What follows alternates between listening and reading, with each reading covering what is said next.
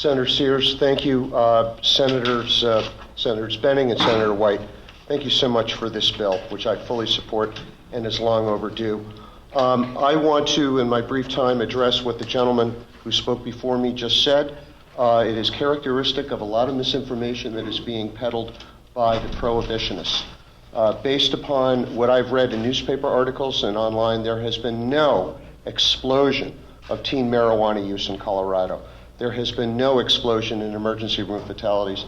There has been no exponential increase of traffic accidents in Colorado. In fact, if you look at the statistics, there has been a negligible change in traffic accidents or fatalities in Colorado as a result of legalization. I want to talk to the issue of drug driving because it's something that I do have a little bit of experience in defending drug drivers. I've been doing DUI defense and drug driving defense for about 33 years now. And I can tell you that we do not have a problem in Vermont with drug driving. We will not have future problems with drug driving if marijuana is legal, because enough people smoke marijuana today, whether it's legal or not, it's not going to change their driving habits. And I can also tell you that it is not necessary, as many people in law enforcement and others are saying, that as a quid pro quo for legalization, we need to give police new tools to fight drug driving. My experience has been that what we have today is sufficient. We have something called DRE, drug recognition evaluation, all right? Now, we spend hundreds of thousands of dollars to train law enforcement on how to administer those tests and score them. We spend a lot of money training our police officers on how to recognize roadside symptoms of impairment. I can tell you from defending drug driving cases that if a police officer pulls somebody over, sees glassy eyes or smells marijuana, orders the person out of the car, there is a presumption that that person is under the influence. And everything that the officer does at that point, traditional DUI enforcement tests such as field exercises, eye tests and things like that, those are sufficient to determine if somebody preliminarily on the side of the road is under the influence of driving under the influence of marijuana or some other drug, in addition to a breath test result, a roadside breath test result of 0. It is not necessary to have roadside saliva testing. The problem of drug driving in Vermont is not so pervasive that, first of all, it's going to change if marijuana is legalized. Law enforcement has enough tools, and rather than giving them more tools, what we need to do is make sure that officers are properly trained in drug recognition evaluation policy so that when someone is arrested and there is probable cause for arrest, that they are trained, that they do the testing properly. And even though my personal opinion is those tests are ridiculous, that's what we have, that's what the legislature said we should follow. We will not have an explosion of DUI drug driving in Vermont with legalization because enough people smoke already, whether it's legal or not. So, again, thank you, Senator White, Senator Ash, for this bill. I very much hope it passes, and thank you for listening to us. Thank you. Dick Daley. Sue Sweeney is on deck. Hello, my name is Dick Daley. I appreciate the few minutes to voice my opinion. I'm sorry if I don't come across very coherent. I'm not used to public speaking, but I feel very compelled to say something here to you gentlemen and ladies today. My family and I strongly oppose any legislation at this time. We think that you're moving fast. These may be good things. I've read some good things that could come of it, but I see too many negative things that could affect school, kids, learning. That's, in our opinion, it is a huge thing. You looked at something called the RAND study. You paid to have a RAND study done. It was done out of California. And they did use some of the federal government's studies. However, they overlooked the National Institute on Drug Abuse pertaining to how does marijuana use affect schoolwork and social life. And if I could read you just a short excerpt from it. It says, research has shown that marijuana's negative effects on attention, memory, and learning can last for days or weeks after acute effects of the drug wear off. depending on the user's history, of course, in the lag time. But however, this study alludes to the fact that the kids are lethargic in school. How can we expect our teachers and evaluate our teachers, especially with this Common Core stuff coming, the burden that we put on to our educators when we have introduced this into society? Now, this is a very concealable drug. Kids, I smoked it when I was in high school, loved it. I could get my hands on it. These poor law enforcement people, they couldn't stop us. And I understand, I understand today that you're trying to look at alleviating that in the black market, but it still will find its way into the schools somehow. Also, through these studies, it also has shown that, I can't say it quite right, but I'm going to try to say it, that those who have had long-term exposure, even whether it be minimal or maximized, when they reflect back on their accomplishments in life, they are not happy with themselves and what they have tried to accomplish, and they feel that this has dragged them down. So, and that is in the National Institute of Drug Abuse pertaining to use of marijuana. You can find that. It's a federal government thing. You can find that. So, anyways, I again would like to thank you for a minute to comment. I am a fourth-generation Vermonter, and I just don't like the direction that we're headed. I don't know why. I understand your woes with your budget deficits. I just don't understand why we couldn't look at other ways to cut things in our budget to further spread our dollars. We in business have survived one of the deepest recessions since the Great Depression, and we've done it through cutbacks, we've done it through harder work and demanding more per individual.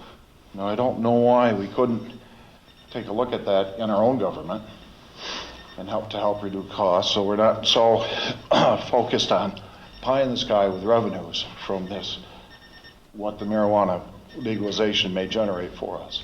So I thank you for your time for Thank you. letting me say comment. Thank you. Sue Sweeney, Bill St. Clair is on deck. And ladies and gentlemen, I also neglected to say, if you can hold the applause, it'll enable us to get everybody on that wants to speak today. We have a very limited amount of time. Thank you. Thank you. I'm Sue Sweeney, and it's a little emotional for me, but 1 week ago today, on January 11th, 1964, the U.S. Surgeon General Luther Terry issues Smoking and Health, a report that concluded that cigarette smoking contributes substantially to mortality from certain specific diseases and to overall death rate. My father died from diseases associated with smoking, and I hope that it doesn't take as long to recognize the dangers from smoking marijuana.